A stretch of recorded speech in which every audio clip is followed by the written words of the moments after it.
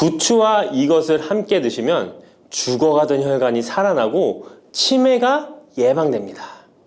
부추에는 항산화 성분과 각종 비타민, 칼슘, 칼륨 등의 미네랄 성분이 풍부하여 간 해독에 좋고 콜레스테롤을 낮추며 당뇨 예방과 조절에 도움이 되고 심혈관 질환을 예방하는 데에도 탁월한 효능이 있습니다. 부추가 건강에 도움이 된다는 사실은 많은 분들이 알고 계시지만 부추의 효능에 대해 자세히 알고 계신가요? 부추의 효능, 함께 먹으면 보약이 되는 음식과 부추를 드실 때 주의할 점, 그리고 부추의 특별한 조리법까지 모두 알려드릴게요. 같이 먹으면 좋은 음식 첫 번째는 두부입니다. 두부는 기본적으로 단백질이 풍부하며 리놀렌산, 레시틴, 피토스테롤 등의 성분이 풍부해서 몸 안에 콜레스테롤 수치를 낮춰주고 혈액순환을 원활하게 하여 동맥경화, 심근경색, 뇌출혈 등의 심혈관 질환을 예방할 수 있습니다. 그리고 두부는 체력과 근력을 유지하는 데 큰 도움을 주는데요. 바로 두부의 풍부한 단백질 때문이죠. 근육은 매일 일정량이 새로운 근육으로 대체되기 때문에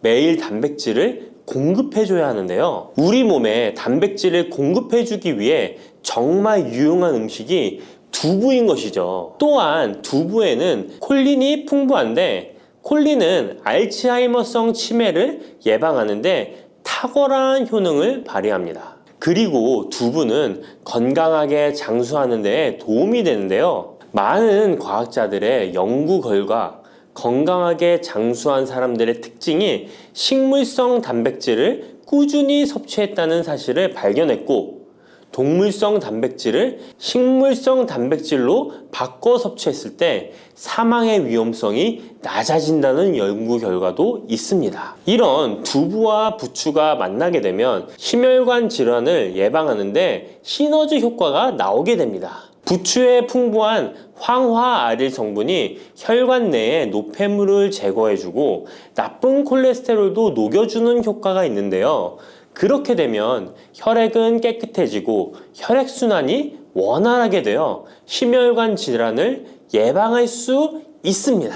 그리고 부추에는 칼륨이 풍부한데요. 칼륨은 혈관 내에 나트륨을 배출해주는 작용을 합니다. 나트륨의 농도가 높아지면 고혈압이 발생하고 증세가 심해지면 치매까지 유발할 수 있는데요. 부추의 칼륨이 나트륨을 배출해주어 혈관의 문제를 미리미리 예방하여 고혈압뿐만 아니라 혈관성 치매까지 예방하는 효과를 누릴 수 있답니다. 문제는 부추를 먹어 이렇게 혈액순환이 좋아진다 해도 혈관 내에 호모시스테인이라는 성분은 부추를 드시는 것으로는 해결되지 않습니다. 호모시스테인은 체내에서 메티오닌이 대사되는 과정에서 생성되는 아미노산입니다. 이 호모시스테인이 혈관에 쌓이게 되면 혈관을 손상시키고 혈액 응고를 촉진하므로 심혈관 질환이 급증할 수 있습니다. 그런데 이때 두부를 함께 드시게 되면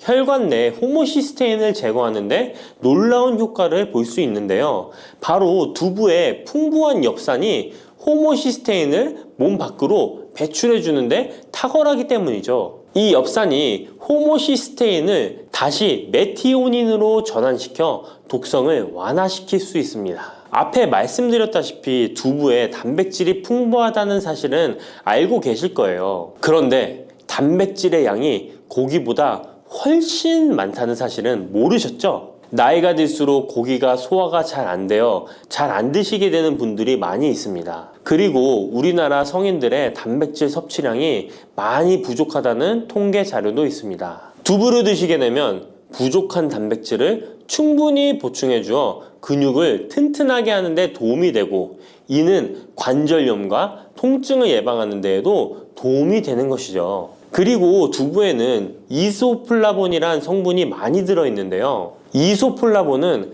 칼슘의 흡수를 도와주고 뼈에서 칼슘이 빠져나가는 증상까지 막아주는 효능이 있습니다. 이런 효능으로 노년기 골다공증을 예방하는 데 큰 역할을 해줄 수 있죠. 다만 이런 두부는 찬 성질을 가지고 있어 몸이 찬 분들이 드시면 소화가 잘 안 될 수 있는데요. 부추와 함께 드시면 이런 문제를 해결할 수 있습니다. 부추는 따뜻한 성질을 가지고 있기 때문에 두부의 찬 성질을 중화시켜 줄 수 있습니다. 그럼 두부와 부추를 함께 드시는 방법 알려드릴게요. 먼저 두부를 면포에 담아 물기를 빼주며 으깨주세요. 으깬 두부와 잘게 썬 부추에 계란을 넣어 반죽을 해줍니다. 그리고 달궈진 팬에 기름을 넣어 주시는데요. 이때 기름은 오메가3가 풍부한 올리브유나 들기름을 사용해 주세요. 반죽을 넣고 잘 붙여주면 두부 부추전이 완성됩니다.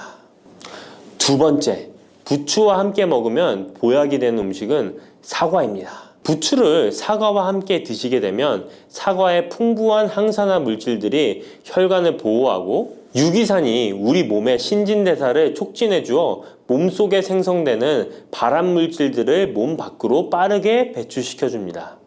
부추의 효능 중 가장 중요한 것 중에 하나가 바로 이 항암 효과인데요. 부추에 있는 다양한 영양 성분과 식이섬유, 항산화 물질들 덕분이죠. 부추에는 비타민 A, 비타민 C와 같은 항산화 물질이 풍부합니다. 이 항산화 물질은 세포를 손상시키고 염증을 유발하며 노화를 촉진하는 활성산소를 제거하는 역할을 해주고 암세포의 활성을 억제하는 효능이 있습니다. 특히 비타민 A는 면역체계를 강화시켜주어 우리 몸이 암세포와 싸워 이길 수 있는 힘을 높여주는 역할을 해준답니다. 세포를 손상시키는 주범에는 프리라디칼이란 물질이 있는데요. 프리라디칼의 체내 농도가 높아지면 암세포의 발생이 급격하게 올라가게 됩니다.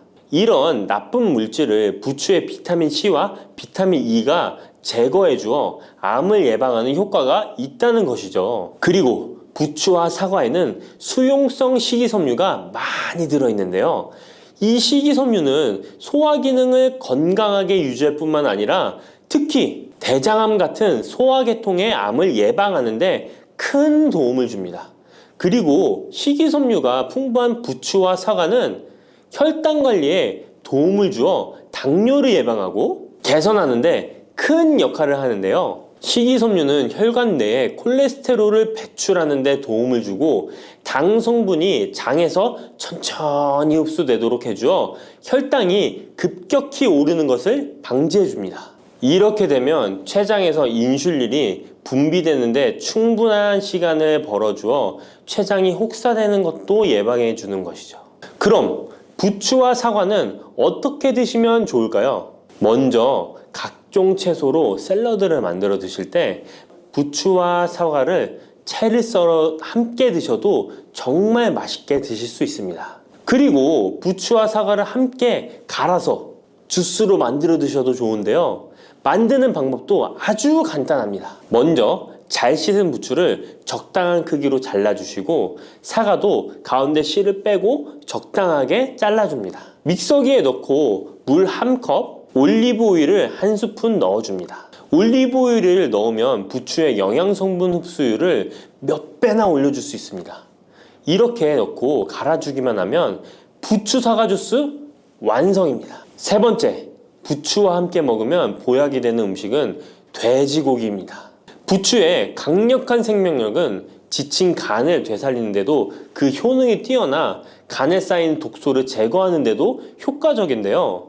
부추에 함유된 베타카로틴과 클로로필 같은 간세포를 보호하고 간의 재생을 촉진해주는 역할을 해줍니다. 그리고 부추에 함유된 사포닌 성분은 지방간을 예방하고 간의 부담을 덜어주는데 많은 도움을 줄 수 있습니다. 또한 황화알릴이라는 성분이 풍부한데 이 성분은 간의 면역력을 강화해주고 간의 여러 질환을 예방해주는 효능이 있습니다. 여러분 혹시 글루타치온이라는 영양제 들어보셨나요?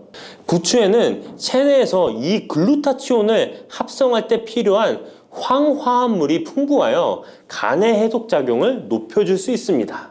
이때 돼지고기를 부추와 함께 드시면 우리 몸에 보약이 되는데요. 부추의 알레신 성분이 돼지고기의 비타민 B1의 흡수율을 높여줍니다. 또한 부추의 따뜻한 성질이 돼지고기의 찬 성질을 보완해 주어 소화가 잘 되도록 도와주고 위장 건강에 도움을 줄 수 있습니다. 그리고 영양학적으로도 서로 보완이 되어 균형 잡힌 식사가 될 뿐만 아니라 혈액순환 개선, 면역력 강화, 피로 해소, 에너지 증진, 항암 효과 등을 더 효과적으로 얻을 수 있습니다. 그렇다면 부추와 돼지고기는 어떻게 드시면 될까요? 돼지고기 수육을 부추와 함께 쌈을 싸서 드셔도 좋지만 반찬으로 만들어 먹을 수 있는 방법을 제가 알려드릴게요. 바로 돼지고기 부추볶음인데요. 먼저 부추를 적당한 크기로 잘라 준비해 주시고 돼지고기는 길쭉하고 얇게 썰어줍니다. 잘 달궈진 팬에 올리브유를 둘러주시고 부추와 돼지고기를 한 번에 넣고 볶아줍니다. 이때 대파와 다진 마늘을 넣어주시고 간장으로 간을 해주시면 됩니다. 다 볶아진 후에 들기름을 살짝 곁들여 주시면 고소함이 폭발할 뿐만 아니라 영양도 만점인 보약 반찬이 완성됩니다. 참고로 돼지고기 대신 오리고기를 사용해도 훌륭한 요리가 된답니다. 네 번째, 부추와 함께 먹으면 보약이 되는 음식은 브로콜리입니다. 브로콜리는 세계 10대 슈퍼푸드 중 하나로 선정될 만큼 건강에 좋은 채소입니다. 브로콜리에는 항산화 물질인 비타민 E, 베타카로틴, 비타민 C 등이 풍부하게 함유되어 있어 혈관 속의 활성산소를 제거하여 세포의 노화를 방지하는 효과가 있습니다. 그리고 설포라판이라는 항암 성분도 풍부하여 암세포의 성장을 억제하고 암 예방에 효과적인 놀라운 식물이죠. 또한 비타민 A가 풍부하여 눈 건강에도 아주 좋은 효능을 발휘합니다. 이 비타민 A는 부추에도 풍부하여 함께 드실 때 시너지 효과를 누릴 수 있게 되는데요. 비타민 A는 로놉신의 합성을 도와 야맹증을 예방해주고 눈의 점막을 만들어내는 효능이 있어 안구 건조증을 예방하고 눈시림 증상을 완화시켜 줄 수 있습니다. 또한 비타민 C는 활성산소를 제거하여 안구세포를 보호해주고 눈의 혈관을 건강하게 유지시켜 주어 망막이 손상되는 것을 막아줍니다. 이런 효능으로 눈이 충혈되는 것과 통증을 완화시켜 줄 수 있습니다. 눈 질환 중에 황반변성은 노인의 실명 원인 1위로 매우 위험한 질병인데요. 부추와 브로콜리에 풍부하게 들어있는 비타민 E가 예방해 줄 수 있습니다. 황반변성은 안구의 급격한 노화로 인해 발생하는데 비타민 E가 노화를 막아주는 효능이 있어 황반변성을 예방하는 데 도움을 줍니다. 이 비타민 E는 비타민 C, 비타민 A와 함께 먹을 때 우리 몸에서 흡수율이 올라가는데요. 그렇기 때문에 부추와 브로콜리를 함께 먹으면 눈을 건강하게 하는데 높은 시너지 효과를 가질 수 있습니다. 그렇다면 부추와 브로콜리는 어떻게 드실 수 있을까요? 지금 바로 함께 먹는 특급 조리 방법을 알려드릴게요. 잘 씻은 부추를 적당 크기로 잘라 준비하고 브로콜리는 송이를 나누어 끓는 물에 부추와 함께 살짝 데쳐줍니다. 데친 부추와 브로콜리는 찬물에 헹군 후에 물기를 제거합니다. 간장, 식초, 설탕, 다진 마늘, 참기름을 섞어 양념장을 만들어 부추와 브로콜리를 골고루 묻혀줍니다. 마지막으로 통깨를 뿌려주면 맛있는 부추 브로콜리 무침이 완성됩니다.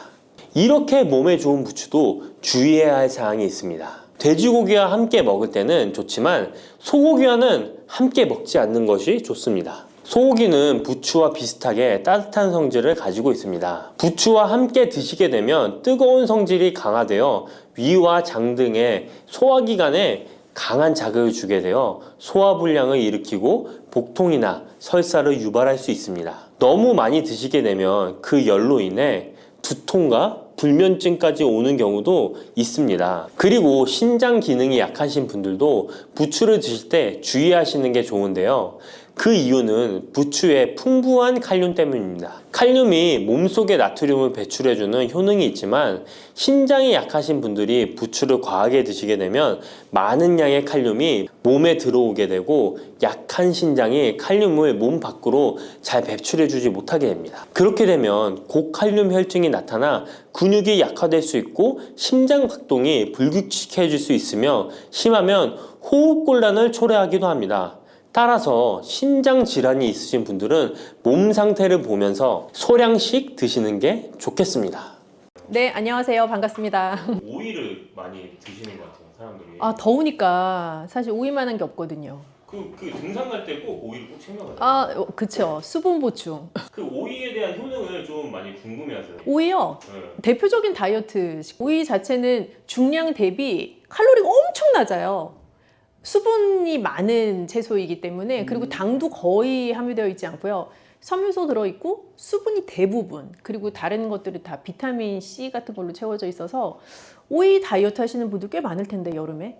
그 오이에 대해서 네. 그 피부 건강, 해독에도 좋다는 얘기가 있어요. 사실은 수분을 충분히 섭취하는 게 해독에는 굉장히 중요한데, 맹물을 먹으라 그러면 많이 못 먹어요. 그런데 오이를 좋아하시고 사랑하시는 분들한테 오이를 뭐 하루에 2개 드세요? 3개 드세요?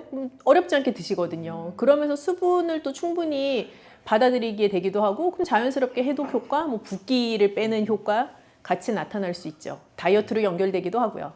그러면 오이의 대표적인 효능 5가지만 좀 찍어서 얘기해 주세요. 5가지. 일단 붓기 제거.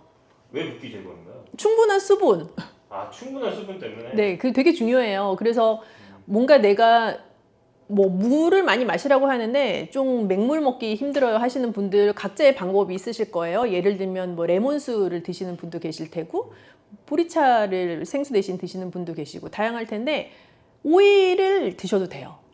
굉장히 충분한 수분을 공급받을 수 있는 채소에 해당해요. 그래서 붓기 제거 일단 중요하고요.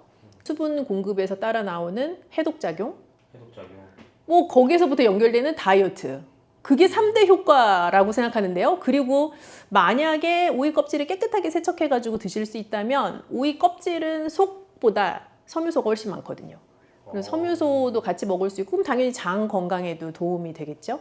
레몬수랑 보리차도 이렇게 비교를 해주셨어요. 네. 근데 제가 듣기로는 레몬수도 다이어트에 효능이 그렇게 좋다고 들었었는데, 오이랑 레몬수를 비교했을 때는 어느 게 좀 더 좋다고 볼 수 있을까요? 그런 비교하는 질문 많이 물어보시는데, 그게 제가 레몬수가 좋다, 뭐 오이가 좋다라고 사실은 딱 대답할 수는 없고요. 이거는 그렇게 생각하시면 돼요. 우리나라 사람들이 요즘 오이에 대해 불호인 분들이 많으세요, 꽤. 오이 안 드시는 분들은 뭐 토마토도 안 드시고 수박도 안 드시고 이제 그런 경우가 많은데, 오이 안 드시는 분들한테는 당연히 오이 먹으라 그러면 효과가 없겠죠? 그럼 본인의 방법을 찾는 거죠. 근데 나는 뭐 위장이 안 좋아, 위가 좀 예민하고 불편해 하시는 분들은 또 레몬수가 괜히 자극적일 수 있죠. 그래서 나한테 맞는 걸 찾아가시는 게 중요한 거죠.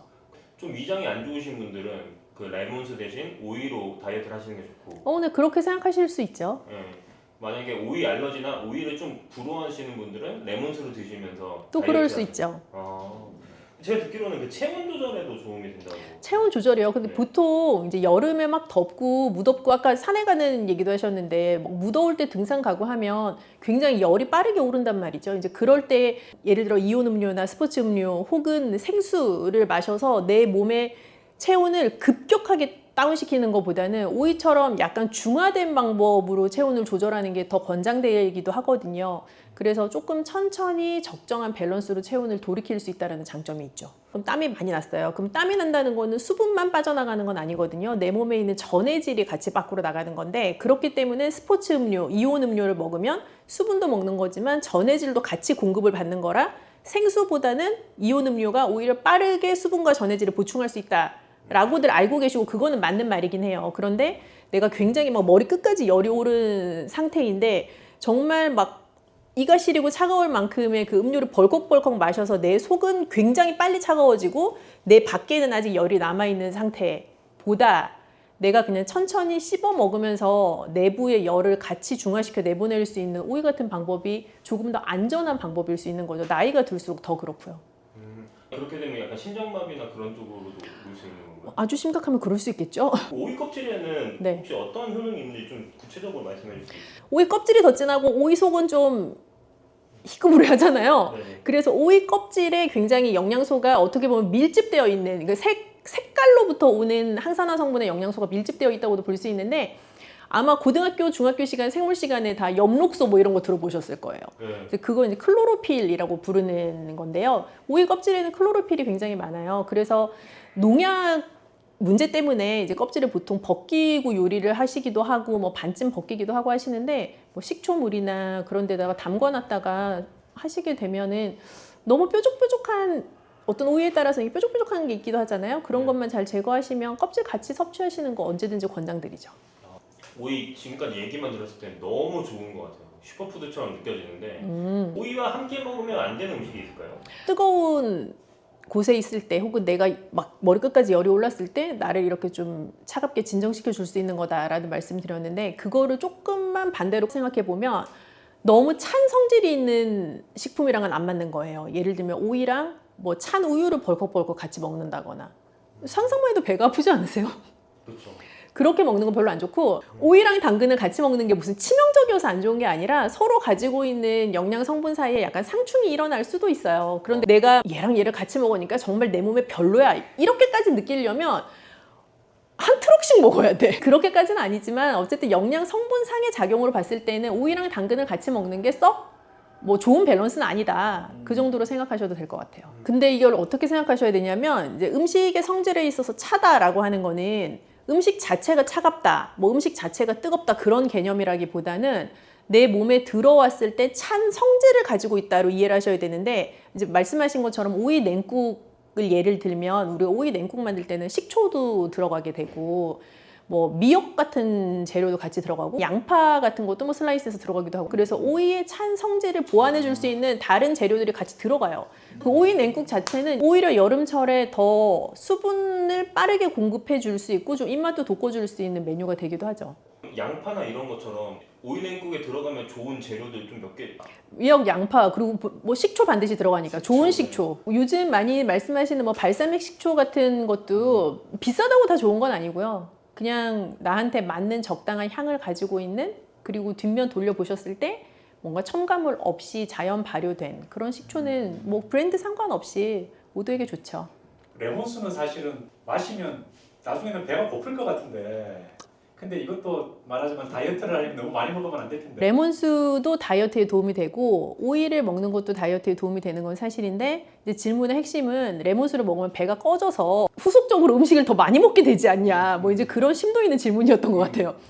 뭐 그럴 수도 있지만요. 사실 레몬에 들어있는 성분이 소화가 잘 되게 해주는 성분도 분명히 있지만 그 자체를 가지고 나의 식욕을 약간 저하시킬 수 있는 효과가 있기도 또 해요. 그래서 레몬을 먹고도 내가 위장이 좀 불편한 걸 느끼지 않고 위가 예민하게 느껴지지 않으시는 분들이라면 하루에 한 반 개 정도의 레몬을 이렇게 생수에다가 채워놓고 즙을 짜서 채워놓고 그거를 수시로 마시는 건 전 추천드리고 싶고 그러면 자연스럽게 레몬 안에 들어있던 강력한 비타민 C의 항산화 성분도 내가 섭취할 수 있기 때문에 뭐 꼭 소화가 잘 돼서 배가 고파진다? 물론 그런 부작용이 있을 수 있지만 그래도 레몬수의 엄청난 효과는 여전히 있다고 생각하고요.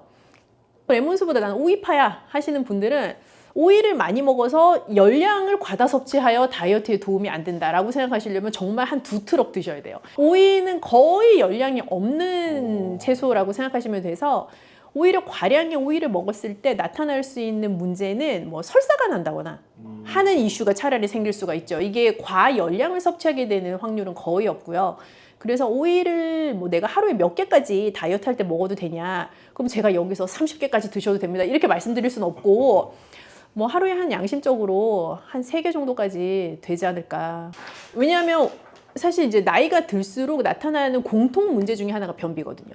그래서 변비 환자에게 우리가 일반 젊은 성인들이 먹고 약간 복통과 설사를 유발할 수도 있는 그런 재료를 주어서 화장실을 잘 가게 해도 되냐 굉장히 위험한 발상이에요. 그래서 변비라는 게 여러 이유에서 비롯될 수가 있는데 우선 노년기에 찾아오는 변비의 이유는 크게는 2가지예요. 이제 식사량 자체가 많이 줄어서 내가 위에서 먹어야 밑으로 내려갈 게 있는데 이제 그렇게 할 만큼 밀어내줄 수 있는 게 없어서 변비가 오기도 하고 2번째는 모든 소화기관은 결국 근육의 작용이에요. 그래서 내가 근력 자체가 점점 빠져나가기 때문에 이제 소화를 이게 꿈틀꿈틀거리면서 시켜줄 수 있는 힘이 많이 딸리게 되고 그래서 변비가 올 수가 있거든요. 그 2가지 이유 모두 다 사실은 어찌 보면 자연스러운 노화의 과정이기는 한데 변비라는 건 굉장히 괴롭죠.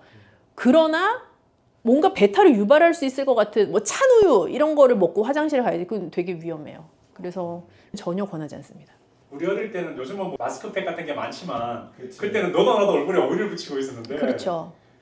아주 훌륭한 질문입니다. 한 3주 동안 다뤄야 되지만 이제 피부 건강과 먹는 것에 대한 얘기를 또 해야 되거든요. 예전에 이렇게 얇게 오이 썰어가지고 이렇게 붙이고 있고 뭐 엄마들이 화들짝 놀라서 일어나면 오이 막 떨어지고 막 이런 그 시절에 말이죠. 그 오이 팩이 정말 좋아요. 왜 좋은데? 라고 하실 텐데요. 일단 오이 냉장고에서 나왔잖아요. 시원하잖아요. 그 슬라이스 얇게 하면 얼굴에 탁 붙거든요. 시트지처럼. 그래서 일단 내 얼굴에 올라있는 이 열을 다운시키는 데 굉장히 도움이 되고 뭐 당연히 얼굴 열이 이렇게 내려가니까 사람 기분이 좋아지지 않겠어요? 그러니까 오이의 상큼한 냄새도 나면서 얼굴 열도 좀 내려가고 이 피부에 즉각적인 수분 공급도 되는 것 같고 하니까 기분이 당연히 좋죠. 그래서 여러 이 마스크팩들도 보면 뭐 여기에 뭐 콜라겐이 들어있어요. 뭐 각종 비타민 C, 비타민 A가 들어있어요. 그런 류의 마스크팩들이 많은데 사실 다 들어보면 그 영양소란 말이죠. 그거를 내가 얼굴에 붙이고 있는 게 좋으냐? 내가 먹는 게 좋으냐라고 하면 단연코 2번입니다. 예를 들면 내가 콜라겐을 얼굴에 붙이는 게 좋냐? 뭐 콜라겐을 크림으로 바르는 게 좋냐? 아니면 콜라겐이 들어있는 음식을 먹는 게 좋냐라고 하면 노리는 효과는 같거든요. 내 피부에 콜라겐이 채워지기를 원하는 효과인 건데 내 얼굴에 붙이고 있다고 해가지고 그 콜라겐이 내 피부 밑에 콜라겐을 필요로 하는 곳까지 내려가는 건 아니에요. 근데 먹는 것도 결국에 어떻게 생각하면 마찬가지 아니야? 라고 생각하실 수 있지만 먹는 것은 피부에 붙이고 있는 것 대비해서는 훨씬 대사라는 과정이 있기 때문에 결국 내가 원하는 목표를 조금 더 잘 달성할 수 있게 하는데 도움이 되죠. 몸에 안 좋은 거를 안 먹는 게 더 빠를 수 있어요. 술, 탄 거, 뭐 기름진 거 뭐 이런 거. 그럼 박사님 붙이고 먹고 두 개 다 하시나 보네. 아, 저는 오일 좋아해요. 여름에 많이 먹는 재료 중에 하나예요. 안녕하세요. 저는 영양학 박사입니다. 그레이스라고 불러주시면 좋을 것 같고요. 숙명여대 식영과에서 겸임교수하고 있고 또 영양 관리하는 회사도 대표로 운영하고 있는 여러분들의 먹는 모든 것을 책임져 드릴 그레이스입니다. 반갑습니다. 사실은 지금 네. 저희 구독자분들이 신장 쪽에 네네네. 엄청 관심이 많으세요. 네. 어떻게 하면 신장 쪽에 좋은 음식을 어떻게 먹어야 될지 그런 것도 네. 관심이 많으시는데 사실 신장이라는 조직은 우리가 무언가를 먹었을 때에 모든 최종 배출을 담당해야 하는 기관이에요. 그렇다 보니까 평생을 살면서 이 신장을 가지고 나의 모든 먹는 걸 대사하고 마지막 찌꺼기 배출까지 완료가 되어야 내 몸의 대사가 완벽하게 진행이 되는 건데 우리 되게 오래 살잖아요. 그러니까 슬슬 신장이 지쳐가는 상태로 노화가 일어나게 되고 당뇨나 고혈압 같은 질환이 있으시면 신장이 같이 부가적으로 안 좋아져요. 그래서 우리나라의 당뇨병 유병률, 고혈압 유병률이 올라가면서 신장병에 대한 유병률이 같이 상승하고 있는데 아주 특징적으로 요즘은 젊은 신장병 환자가 많아요. 신장병 환자들의 나이가 점점 내려가고 있어요. 그래서 예전처럼 정말 시니어만을 위한 질환이 아니라 20대, 30대 분들도 나 체중 체크하는 것처럼 신장 수치 어떤지 한 번씩은 체크해 보실 필요도 있어요. 신장이 안 좋아지면 어떤 일이 발생하시나요? 신장이 안 좋아지면 일단 찌꺼기를 배출하고 여과하는 작용 자체가 현저하게 낮아지는 건데요. 사실 신장이 단독으로 노는 기관이 아니라 이름도 보시면 신장 되게 비슷하잖아요. 그래서 심장의 역할과 작용, 신장의 역할과 작용이 서로 연결되어 있기도 해요. 그래서 우리가 고혈압 심각해지면 심혈관 질환 올 수 있다라는 얘기하잖아요. 그러면 자연스럽게 신장 질환이 합병증으로 올 수도 있는 거예요. 또 당뇨병도 내가 생기게 되면 당뇨병성 신증이라고 해서 당뇨 환자에게 신장 질환이 동시에 나타나는 합병증으로 진행이 될 수도 있어요. 신장이 좀 건강해지려면 종합적으로 건강관리를 잘해야 합니다. 맞아요. 그래서 만성 질환이라고 부를 수 있는 대표적인 2대 질환인 고혈압, 당뇨 이 두 개만 잘 관리를 하시면 신장 질환이 합병증으로 나타나는 것은 최소한 막을 수 있고 또 신장 질환이 위험한 이유는 건강하게 돌릴 수 있는 방법이 없어요. 신장 질환은 한 번 시작되면 그냥 안 좋아지는 쪽으로 계속 가는 거예요. 예를 들어서 내가 고혈압 위험군이다, 당뇨 위험군이다 경고를 드리면 운동도 하고 식사 조절도 하고 하면서 다시 정상 수치로 돌이킬 수 있는데 신장은 특징적으로 그렇게 안 돼요. 속도를 줄일 수 있을 뿐이지 그냥 안 좋은 방향으로 계속 가는 거예요. 그렇기 때문에 더 안 좋아지기 전에 내 스스로 관리하는 게 굉장히 중요한 질환인 거죠. 그럼 내 스스로 관리할 수 있는 방법 중에 어떤 종류가 있는지 설명해 줄 수 있을까요? 사실은 거의 유일하고도 아주 중요한 게 식사 관리인데요. 먹는 것을 관리하는 것은 아주 중요해요. 그래서 특히 뭐가 중요하냐면 소금 섭취. 그러니까 고혈압 환자랑 같아요. 나 저염식 먹는 거, 그리고 평생 지속할 수 있는 저염식 하는 거 굉장히 중요하고요. 두 번째는 단백질. 요즘 보통 머슬업 할 거야 그 단백질 엄청 많이 드시고 50대, 60대 되신 분들도 단백질 챙겨 먹어야 근 감소증 안 온다 하면서 많이 챙겨 드시잖아요. 그런데 신장이 안 좋아지기 시작하면 단백질이라는 영양소는 굉장히 신장에 무리가 가는 영양소가 돼요. 그래서 적정량만큼의 단백질을 챙겨 드시는 게 굉장히 중요하고, 또 다음 세 번째는 인과 칼륨이라고 하는 우리 몸에서 정상적인 대사에 꼭 필요한 미량 영양소이지만 신장에는 무리가 될 수 있는 미량 영양소, 그걸 잘 적정한 양만큼 섭취하는 게 중요해요. 근데 신장병 환자들에게 제가 적정량이라는 단어를 쓰는 게 참 죄송한데 대체 적정량이 뭐냐라고 많이 물어보시거든요. 단백질의 적정량은 쉽게 탁구공 크기 생각하시면 될 것 같아요. 탁구공을 생각하시면 딱 그냥 그 정도 양만큼 내가 한 번 먹을 때 먹는다라고 생각하시면 대부분 한국인 성인한테서는 적정한 양에 해당할 수 있어요. 칼륨이나 이런 걸 조심해야 된다고 말씀하셨는데 네. 어느 정도까지 조심해야 되는지 솔루션이 혹시 있으신가요? 네, 그 신장병 환자분들의 문의가 워낙 많아서 사실 저희가 되게 사명감을 가지고 쓴 책이 바로 이것입니다.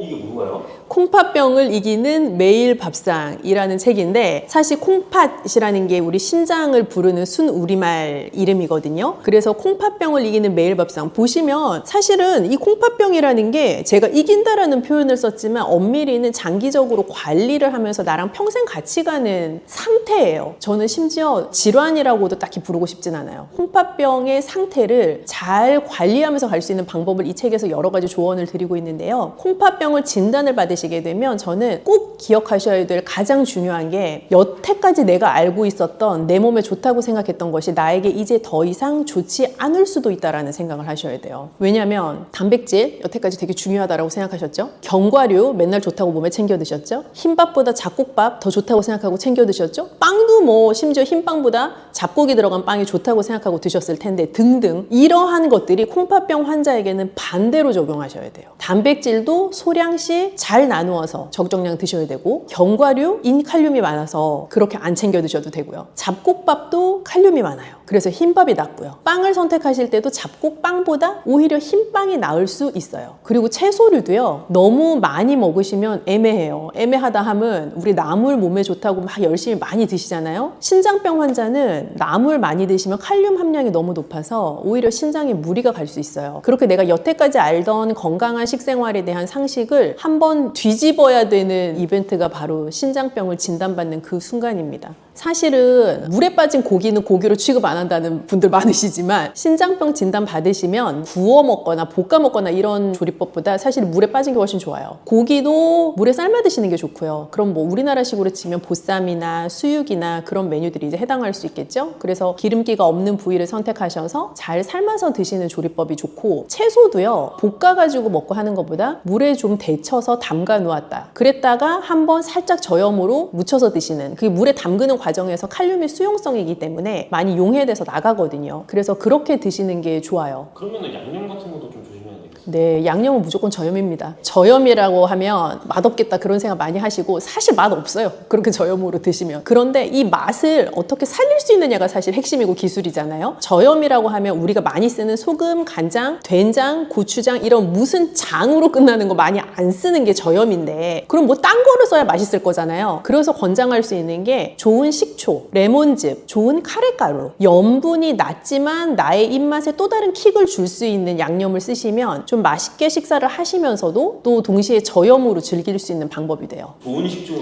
어떤 게 좋은 식초, 제가 이렇게 말씀드리면 좀 배신감이 느껴지실 수 있지만 모든 좋은 식재료는 사실 가격과 비례하거든요. 비쌀수록 좋다는 예, 식초는 사실 비쌀수록 좋은데, 비쌀수록 좋다라는 것도 잘 생각을 해보셔야 되는 것이 무조건 비쌀수록 좋은 게 아니라 뒤에 성분을 보았을 때 추가적으로 당이 포함되어 있거나 무언가 이거를 인공적으로 발효를 했거나 하는 거 말고 자연 발효로 끝까지 나한테 전달될 때까지 추가적인 당 당에 애돈 없이 나오는 식초가 좋은 식초죠. 그럼 발사믹 같은 게 좋은 예시가 될 수 있나요? 발사믹도 종류가 굉장히 많아서 모든 발사믹이 방금 제가 말씀드린 기준에 해당하는 것은 아니고요. 그래서 자연 발효된 식초를 찾아보겠다라고 생각하시면 좋을 것 같아요. 그럼 마늘은 어떤가요? 마늘은 좋은데 마늘을 또 제가 좋다고 말씀드리면 막 하루에 한 줌씩 드실까봐 이게 또 감이 너무 좋다고 말씀 못 드리는데 모든 건 적정량이라고 말씀드렸잖아요. 우리가 곰이 사람 되려고 마늘 먹는 거 아니기 때문에 적정량을 드시는 게 일단 중요해요. 한 번 드실 때 한 2쪽, 3쪽 정도는 괜찮을 것 같아요. 그리고 생마늘 드시면 속이 아리는 분들이 있어요. 마늘의 성분 중에 속을 좀 자극할 수 있는 성분이 있기 때문인데 신장병 앓으시는 분들 중에서는 식사하는 재미가 없다라고 말씀하시는 분들이 많으시거든요. 그만큼 가려야 되는 식재료가 많기 때문인데 마늘도 좋다고 해서 생마늘 막 이렇게 드시면 그렇지 않아도 약간 식욕과 밥맛이 떨어진 상태에서 더 속이 불편하실 수가 있어요. 그래서 약간의 올리브유 같은 데 잘 구워서 드시는 것도 방법일 것 같아요. 콩팥을 좀 잘 관리하고 싶으면 네. 절대 피해야 되는 음식도 있을 것 같아요. 절대 피해야 되는 것은 우선 너무 가공이 많이 된 거. 이거는 사실 콩팥병 환자뿐만 아니라 모든 현대인이 일단 절대 피하면 좋은 것 중에 하나인데요. 왜냐하면 가공이 많이 됐다는 것은 그냥 내가 상상해 볼 때 공장에서 많은 프로세스가 진행된 거를 피하겠다라고 생각하시면 돼요. 만약에 당근을 먹겠다? 그럼 밭에서 농부 아저씨가 기르고 그거를 캐서 유통하는 업자가 마트까지 갖다 놓으면 내가 먹는 거잖아요. 얘는 공장에 안 들어간단 말이에요. 그런데 무슨 햄 이러면 뭘 잡아서 갈아서 모든 과정이 공장에서 다 진행이 되고 중간중간 이 햄을 좀 더 빨갛게 보이게 하기 위한 혹은 더 맛있게 보이게 하기 위한 더 반짝거리게 하기 위한 각종 첨가물들이 들어가잖아요. 그래서 그런 공장에서 벌어지는 단계가 최소화된 것이 사람한테 좋은데 그것이 특히 신장병 환자한테는 더 그래요. 그래서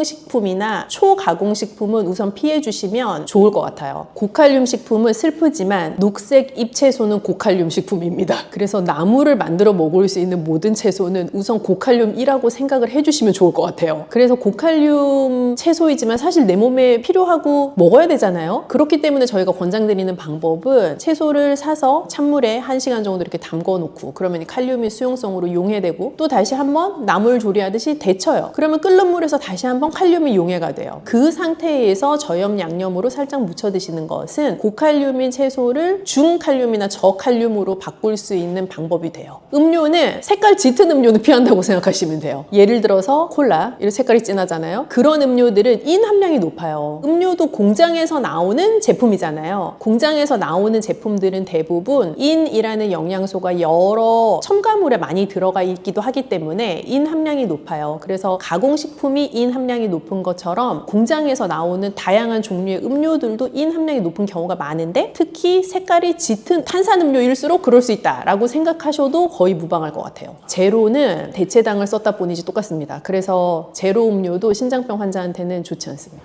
하루 식단을 챙기는 게 너무 쉽지 않아요. 왜냐하면 하루에 3끼나 먹어야 되는데 하루 3끼를 매번 똑같은 걸 먹을 수도 없고 너무 지겹단 말이죠. 그래서 사실 이 책에 보시면 하루 식단을 꾸릴 수 있는 아주 쉽고 간단한 방법이 많이 제한이 되어 있고 게다가 저는 또 이 음식은 예뻐야 된다고 생각하기 때문에 아주 예쁘게 먹을 수 있는 많은 방법들도 나와 있어요. 신장에 좀 고민이 많으신 구독자분들을 위해서 한마디. 네, 사실 신장병에 걸리면 인생 살면서 되게 중요한 재미가 먹는 재미인데 그 먹는 재미를 많이 포기하셔야 된다라는 슬픈 감정을 느끼실 수도 있어요. 그런데 어찌되었건 신장병이 있다라는 것을 알게 되셨다는 건 그만큼 관리할 수 있는 기회가 나에게 주어졌다라는 것이기도 해서 지금부터라도 내가 지금 상태에서 가장 재미있게 즐겁게 맛있게 먹을 수 있는 음식들을 찾아 나가시면 좋을 것 같아요. 그래서 먹는 즐거움도 너무 많이 포기하지 마시고 또 내 상태에 대한 관리도 너무 부정적으로 생각하지 마시고 그 두 개를 잘 밸런스를 이루어 가실 수 있었으면 좋겠는데 그런 방법들을 제가 다른 영상 통해서도 다양하게 한번 제안을 드려볼게요.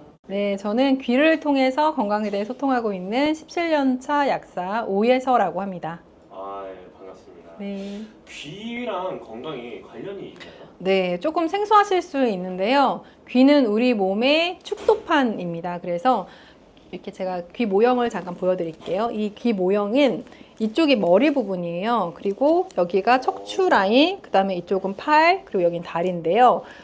엄마가 아이를 임신했을 때 출산할 때쯤 되면은 여기 아이 머리가 있잖아요. 그러면서 산도로 이렇게 나오게 되잖아요. 아이가 웅크리고 있는 모양, 그 모양을 연상하시면은 딱 귀 모양이랑 매칭이 됩니다. 그래서 발생학적인 그런 이론들도 있지만 그런 것도 조금 어려우실 수 있으니까 그냥 간단하게 귀를 보시면서 머리, 척추 라인, 다리, 그다음에 팔 해서 여기는 이제 소화기가 있거든요. 그래서 아, 이게 아이가 들어있는 그 모양이랑 똑같구나 이렇게 생각하시면 좋을 것 같아요. 그럼 이게 전신, 그러니까 모든 신경이 다 연결됐다고? 네, 우리 전신과 귀가 연결되어 있는 거고 귀에는 우리 몸에 있는 혈자리들이 다 존재를 해요. 거의 뭐 100개에서 200개 가까이 지금 혈자리를 활용을 하고 있습니다. 제가 요즘 냉방병 이런 게 좀 있어서 그런지 네. 사람들이 그 아침에 딱 일어났을 때 눈이 좀 침침한 경우가 많이 있거든요. 네, 이러실 때 눈이 침침하다는 분들이 많기도 하거든요. 그런데 눈이 침침할 때 눈만 보면 절대 안 돼요.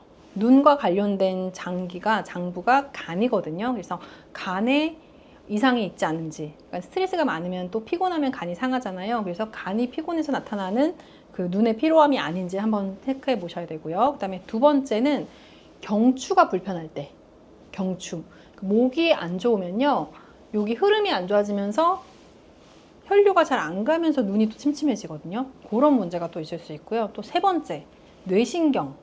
뇌신경 중에서도 시신경과 관련된, 시각과 관련된 신경들이 4개나 있어요. 그래서 그 신경이 피로해지면서 눈에 이상이 온 것은 아닌지 이렇게 생각해 보실 수가 있습니다. 그래서 이것과 함께 눈과 관련된 자리들을 활용을 하면은 눈이 침침하거나 불편한 걸 개선하는 데 도움이 됩니다. 그러면은 한번 귀를 좀 보여주시면서 네. 어떤 곳을 좀 중점으로 봐야 될지 네. 한번 보여주시면 좋을 것 같아요. 네, 요 큰 귀로 제가 좀 설명을 드려 볼게요. 제가 첫 번째로 말씀드렸던 거는 우리가 피곤하거나 술을 많이 마신 날을 한번 떠올려 보세요. 회식을 한 다음 날 눈 침침한 경험 아마 다 있으실 텐데요. 간이 술을 해독하느라 피곤해져 있기 때문에 간과 연결된 그 눈이 피곤함을 느끼는 거거든요. 그럴 때는 귀에서 이 부분이 간에 해당되는 자리예요. 그래서 만지실 때는 이렇게 만지시면 되거든요. 이렇게.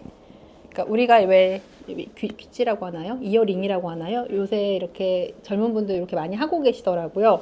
그렇게 하는 그 자리가 간자리인데요. 그쪽을 지압을 해주시는 거 도움이 됩니다. 그리고 두 번째로는 제가 목을 말씀드렸잖아요. 경추가 굳어 있거나 아니면 경추 통증, 디스크 있는 분들이 눈까지 같이 피곤해지고 눈이 침침하고 막이 끼어 있는 느낌이 든다고 말씀을 하시는데요. 요 목자리, 경추 자리를 풀어주시면은 또 한 번 눈이 맑아지는 느낌이 들 수 있고요. 그 다음에 마지막으로 말씀드린 게 뇌신경 중에서 이제 시각과 관련된 신경, 그 자리는 이 턱관절이 요 자리인데요. 이 턱관절 주변부로 뇌신경 자리들이 많이 분포하고 있어요. 그래서 요 부분, 여기를 앞뒷면에 꼭꼭꼭꼭 지압을 해주시면 도움이 됩니다. 그럼 아까 방금 말씀해 주셨던 뭐 그 경추라든지 뇌신경, 뇌신경 네. 그런 곳을 네. 말씀하셨는데 그러면은 귀를 그렇게 지압해 주는 것과 실제로 내가 그 목 쪽을 주무르는 것도 같은 효과가 나올 수 있나요? 그렇죠. 그러니까 목을 직접 이렇게 주물러 주거나 마사지를 받으셔도 되는데 목을 주무르려면 더 많은 힘을 써야 되잖아요. 네. 그런데 귀는 목자리를 가볍게만 눌러도 내가 힘을 많이 들이지 않아도 간편하게 지압을 할 수 있는 장점이 있고요. 또 손으로 계속 지압하기 좀 번거롭다, 좀 귀찮다 하시는 분들은 이제 귀 지압 패치가 또 있습니다. 이런 패치를 이용해서 이 목에 해당되는 자리에 이 시신경과 관련된 자리들, 그 다음에 간과 관련된 자리들에다가 시술을 해 놓으면요, 그냥 24시간 동안 지압하는 효과가 있습니다. 네, 방금 그 패치를 말씀하셨는데 네. 패치는 뭐 어떤 식으로 활용하면 좋나요? 네, 얘가 어떻게 효과를 나타내는지 좀 궁금해하시는 분들이 있으세요. 그래서 요거는 안에 이제 동그란 볼이 들어있는데요. 이 볼 성분이 우리 몸의 이제 기혈 순환을 도와주는 역할을 하거든요. 그래서 해당하는 혈자리에 붙여 놓으면은 그 해당 장부의 기혈 순환이 좋아지면서 그 회복이 되는 효과가 있고요. 그다음에 요거는 한 2, 3일 정도 부착을 해 두시면은 효과를 계속 발휘할 수 있고, 교체는 이제 3일마다 해주시면 되고요. 와, 그럼 이게 붙이기만 해도 그런 효과가 있다는 네, 특히 경추 쪽은 효과를 많이 보시기도 하고요. 기본적으로 어떤 자리든 이어테라피 하고 나시면은 눈이 너무 맑아졌어요 하시는 분들 진짜 많으세요. 네. 제가 이 말 딱 듣고 나니까 나도 이거 귀를 좀 방금 말씀해 주셨던 건 네. 영상에 솔직히 다 담기진 않잖아요. 네. 귀 지도나 뭐 이런 클래스 같은 거 좀 받아보면 좀 좋을 것 같은데. 네, 그런 맞아요. 뭐 방법이 좀 있을까요? 네, 아무래도 그냥 보시는 것보다는 직접 참여하시면 훨씬 그 습득되는 게 다르시거든요. 그래서 우선은 이제 간단하게 질문하시고 답변 받으시는 거는 아마 댓글에 그 링크를 남겨주실 텐데 그 단톡방이 있거든요. 거기에 질문을 올려주시면 답변해드리는 단톡방이 있어요. 거기 들어오셔서 편하게 질문 올려주시면 되고요. 직접 오프라인에서 만나서 실제 시술 어떻게 하는지 배워보고 싶어요 하시는 분들은 또 그렇게 오프라인으로 진행되는 클래스도 그 방에서 안내를 해드리고 있거든요. 그래서 들어오셔가지고 클래스 문의 남겨주시면 또 답변 드리도록 하겠습니다. 아, 네. 귀에 어느 곳을 이제 마사지 하라 이런 말씀을 들었을 때 신박하기도 했었는데 네, 제가 다시 한번 들어봤을 때는 귀가 전신이 다 있는 거잖아요. 맞아요. 전신이 다 있기 때문에 혹시라도 내가 잘못하면은 좀 더 안 좋아지지 않을까 네. 걱정이 되시나요? 네네네. 그런 질문도 제가 사실은 많이 받고 있어요. 제가 다빈도 질문을 뽑아놨을 정도로 많이 질문하시는 부분 중에 하나인데요. 혹시 제가 안 배우고 그냥 시술해서 실수를 잘못 붙이면 어떡해요? 이런 질문 하시는데 이열 테라피의 가장 큰 장점이 부작용이 없다는 거예요. 네, 그래서 잘못 붙여서 조금 옆에 붙여도 괜찮습니다. 효과를 조금 덜 보는 거지 부작용 때문에 뭐 어려움을 겪거나 그런 건 없으세요. 그래서 편하게 한번 시도를 해보시면 좋고요. 대신 이런 분들은 조금 주의를 하실 필요가 있어요. 제가 이 원리가 부착을 했을 때 기혈을 순환시키는 효과가 있어요 라고 말씀을 드렸잖아요. 그런데 애초에 내 몸에 기운도 약하고 혈액도 부족한 분들은 돌릴 게 없잖아요. 순환시킬 게 없는 거예요. 그런 분들은 부착을 하셨을 때 왜 이렇게 어지럽지 하는 느낌을 받으실 수가 있거든요. 없는데 돌리는 에너지, 오일이 없는데 차를 계속 가속 페달을 밟는 그런 상황이기 때문에 그런 경우에는 영양분을 먼저 채우고 국물 있는 요리를 조금 드신다거나 단백질을 좀 섭취를 한다거나 그렇게 몸을 좀 채워놓고 시술하시면 훨씬 더 효과를 보실 수 있습니다. 몸에 좀 기운이 없는 분들은 좀 오히려 더 잘 먹고 그래야 된다. 네, 맞아요. 몸을 채우는 게 우선이라는 말씀을 드리는 거예요. 그래서 몸을 채우고 나서 시술을 받으시면 훨씬 효과를 보시고요. 저는 귀 사진을 먼저 받고 이제 상담을 진행을 하는데 귀 사진을 봤을 때 귀가 좀 창백한 분들이 있어요. 왜 여자 아이돌 분들 얼굴 허옇잖아요. 그런 분들이 기혈이 없으신 분들이거든요. 기운도 약하시고 혈액도 부족하신 분들인데 귀 색깔도 그렇게 창백해져 있는 분들한테는 시술 상담 받으러 오시기 전에 국물 요리, 뭐 설렁탕, 미역국, 샤브샤브 이런 것들 한 그릇 든든하게 드시고 오세요 이렇게 말씀을 드려요. 그래서 그렇게 드시고 오시면 시술하고 나서 어지러운 불편함이 없으시거든요. 그래서 그렇게 안내를 드리고 있어요. 지금 추천해 주시는 음식들 다 보면 약간 소금기가 있는 음식. 네. 사실은 소금이 많이 필요하거든요. 그런데 짜게 먹으면 혈압이 높아진다, 뭐 짜게 먹으면 건강에 안 좋다 이런 선입견들 때문에 소금 드시는 걸 되게 꺼려하시는 분들이 많으세요. 안 좋다고 얘기하는 소금은 그냥 나트륨, NaCl 그 나트륨을 얘기를 하는 건데 실제 정제 소금 말고 우리가 천일염이라든지 주겸과 같은 건강한 소금들이 있습니다. 그런 걸로 간을 해서 드시는 거는 오히려 몸에 좋습니다. 나이가 들수록 네. 기분이 안 좋아져서 백내장을 고민하시는 분들이 많이 있잖아요. 네, 맞아요. 그러면 그거를 하기 전에 좀 이어 테라피를 하면은 백내장 수술하는 시기에 좀 더 뒤로 미룰 수 있을까요? 네, 제가 백내장에 대해서 조금 이해하기 쉬우시도록 직관적으로 좀 표현을 해드릴게요. 저는 쉽게 표현해드리는 거를 좋아하거든요. 어떤 질환이라고 생각하시면 되냐면 여러분들 계란 후라이 해서 드셔본 적 있으시죠? 계란을 깨서 익히면은 흰자가 어떻게 되죠? 투명한 색에서 하얗게 변하죠. 그게 바로 백내장입니다. 계란 흰자가 익는 것처럼 눈이 익는 거거든요. 그게 백내장인데 그러면은 왜 익을까요? 계란 후라이가 왜 익었어요? 뜨거워. 그쵸? 열을 가해서 익은 거예요. 근데 제가 처음에 시작할 때 눈이 어떤 장기랑 관련이 있다고 했죠? 간이랑 관련이 있다고 했잖아요. 그러면 간에 열이 오르면 눈이 훈증되면서 백내장이 생길 수가 있다. 그러면 백내장의 원인이 뭘까요? 간? 그쵸? 스트레스를 너무 많이 받으시는 분들, 그리고 간을 상하게 하는 식생활 습관이 있으신 분들, 평소에 화를 많이 내시는 우리네 엄마들 백내장 진단 받기 쉬우십니다. 네, 약국에 오시는 분 중에서요, 백내장 수술했다고 이렇게 안대하고 오시는 분들이 있거든요. 그런 분들 평소에 약국 오실 때 보면 성질도 급하시고요, 화도 잘 내세요. 간이 상해 있는 분들의 특징이거든요. 근데 또 이런 특징을 어떤 분한테 보실 수 있냐면 술 좋아하시는 아빠들, 그쵸? 술 좋아하시는 남자분들이 욱하고요, 화 잘 내시고 그러거든요. 간이 상해 있기 때문에 그렇습니다. 그래서 여러분들이 눈에 관련된 질환을 눈만 보시면 절대 안 되세요. 관련된 장부들을 같이 봐야 해결을 할 수가 있고요. 그렇다면 백내장 있을 때 귀 혈자리 어떻게 시술하면 돼요 했을 때 눈만 한다고 될까요? 아니죠. 어디를 해야 돼요? 간도 해줘야 되는 거예요. 간도 해주고 열을 빼줄 수 있고 스트레스랑 분노 조절을 해줄 수 있는 자리들이 있다면 그 자리도 같이 시술했을 때 효과를 볼 수 있겠죠. 네, 그렇게 접근하시면 사실 여러 가지 진단명, 질환들이 있지만 해결할 수 있는 방법들은 오히려 심플하고 간단할 수가 있습니다. 그럼 실제로 이런 이어 테라피를 통해서 눈이 개선된 사례가 좀 있을까요? 개선이 됐던 사례 하나를 말씀해 드릴게요. 제가 눈에 관련돼 있는 것 중에 간과 관련돼 있다, 경추와 관련돼 있다, 그리고 뇌신경 중에 시각과 관련된 신경들과 관련이 있다 이렇게 말씀을 드렸는데 제가 아는 분 중에 뇌출혈로 인해서 시력에 저하가 오신 분이 있었어요. 그러니까 시력이 일부 구간만 보이는 거죠. 그래서 그분한테 시술을 해드린 적이 있었거든요. 그런데 그때 시술했던 부위들이 여기 이 귀 턱관절 주변부에 뇌신경 있는 자리들을 시술을 해줬어요. 그분이 시력을 잃게 된 거는 뇌출혈이 생기면서 시각과 관련된 신경, 그 후두골 쪽에 있거든요. 그쪽으로 터지면서 시력을 잃은 거예요. 그래서 그쪽에 이렇게 시술을 해줬더니 시각과 관련된 신경들이 하는 역할이 있는데 이렇게 동공을 축소하는 신경이 있고요. 그 다음에 눈을 이렇게 좌우로 움직이거나 하는 신경이 있고요. 그 다음에 이렇게 대각선 방향으로 움직이는 신경들이 있고 그렇거든요. 근데 그런 것들을 체크해 봤을 때 시술 전후에 개선되는 거를 볼 수가 있었어요. 이열 테라피만으로. 그때는 뭐 영양제를 먹거나 그런 게 아니고 전후로 체크해 봤을 때 개선되는 거를 바로 볼 수가 있었습니다. 그때도 간이랑 귀랑 전반적인 걸 다 테라피를 해주셨던 건가요?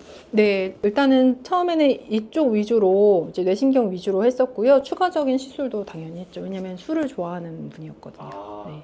이게 술이랑 눈이랑은 진짜 어쩔 수 없는. 네, 상황이네요. 특히나 이제 사실 술을 많이 드시게 되면은 간이 해독 작용을 잘 못하고 그러면 혈액 상태가 안 좋아지고 혈액이 끈적끈적해지거나 찌꺼기가 많이 생기게 되면 플라그가 생기면서 혈관에 막힌 게 터지면서 뇌출혈이 되는 거잖아요. 그렇기 때문에 다 연결이 되어 있다고 볼 수가 있습니다. 눈 건강의 그 국민분들 위해서 좀 추천하시는 뭐 영양제나 이런 것도 있으실까요?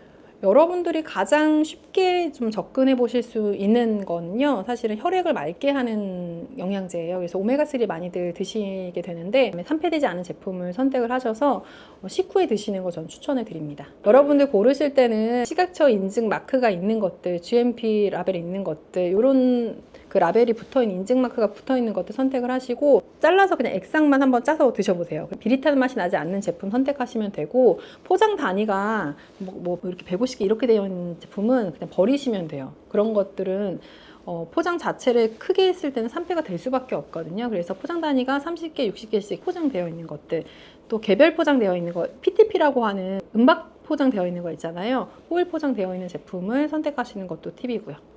저 듣고 나서 또 궁금한 게 하나 네. 생겼는데, 그러면 이게 살 때는 산패되지 않았는데 네. 사고 나서 산패될 수도 있잖아요. 오래 두고 드시게 되면은 그럴 수가 있어요. 유통기한이 지나거나 하면 산패될 수가 있기 때문에, 그러면은 냄새가 나요. 특히 네. 요즘 같은 여름에는 너무 더우니까 맞아요. 그럴 수 있는데, 이럴 때는 어떻게 보관하면 좋을까요? 저는 약을 보관할 때 그 서늘한 곳에 보관을 하고 있는데, 그렇게 하면 좀 애매하잖아요. 어딘지 모르잖아요. 그래서 그 주방에 찬장에 보관하라고 말씀드려요. 네, 냉장고는 오히려 약을 보관하기 좋지 않은 게 상한 음식 때문에 세균 같은 게 있을 수도 있고요. 그 다음에 습도가 조금 높아요. 냉장고는 서늘하긴 하지만. 그래서 오히려 그 햇빛이 들지 않은 찬장 같은 곳에 보관을 하시라고 말씀을 드리고요. 예외적으로 조금 오래 보관해야 된다 하면은 오메가3 같은 경우 냉장 보관하시는 것도 나쁘지 않습니다. 오메가3를 먹으면서 이어 테라피 하면 더 큰 효과를 누릴 수 네, 있는 거죠? 맞아요. 근데 눈이기 때문에 제가 간을 말씀드렸잖아요. 그래서 혈액을 맑게 해주고, 두 번째로는 간장약을 같이 드시는 것도 도움이 됩니다. 네. 아니면 비타민 B군 같은 것들이 간 대사를 도와주거든요. 그래서 그런 제품들을 드시게 되면 눈 건강을 지키는 데 도움이 되고요. 나이가 드시면 이제 눈 자체도 좀 노화가 되기 때문에 그럴 때는 눈 영양제를 드시는 것도 도움이 됩니다. 눈 영양제라면 루테인 같은 거. 예, 루테인이나 지아잔틴 같은 것들이 있는데요. 젊은 분들이 눈이 피로하다, 20대, 30대가 눈 영양제를 사러 오시는 분들이 있어요. 그런 분들한테는 제가 눈 영양제 안 드리고요.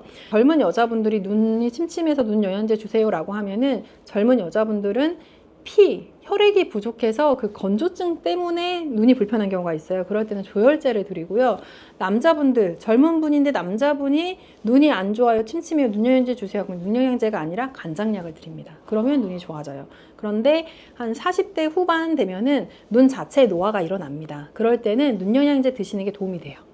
근데 이제 오메가3 같은 경우는 눈에 이제 지질층이 있잖아요. 그 눈을 보호하기에 기름층이 분비되거든요. 그걸 보호해주는 성분이 오메가3에도 들어있기 때문에 오메가3만 드셔도 도움이 되고 루테인이나 지아잔틴 같은 성분이 같이 들어있는 제품을 드시는 것도 도움이 되기 때문에 나이가 조금 있으신 분들은 간장약, 뭐 조혈제, 그다음에 오메가3 같은 제품들을 같이 드시는 것도 도움이 될 거예요. 약사님한테 좀 교육을 들어보고 싶은데 네, 어떻게 하면 될까요? 네, 단톡방 계신 분들이 실질적으로 혼자 해봤는데 잘 모르겠어요 하는 경우가 있으세요. 그럴 때는 저희가 영상을 촬영하고 있는 장소가 한남동인데요. 한남동에서 오프라인 수업을 진행하기도 합니다. 그래서 여기에 같이 모여서 서로 귀를 관찰해보고 시술도 하면서 또 배워보는 시간을 갖기도 하거든요. 그 수업에 대한 내용도 그 단톡방 들어오셔서 안내 받으실 수 있으니까 또 질문 올려주셔도 되고요. 필요한 부분들은 제가 고정 댓글에 또 남겨놓도록 하겠습니다. 아, 네, 감사합니다. 소중한 시간 내주셔서 너무나 네, 감사합니다. 감사합니다. 네.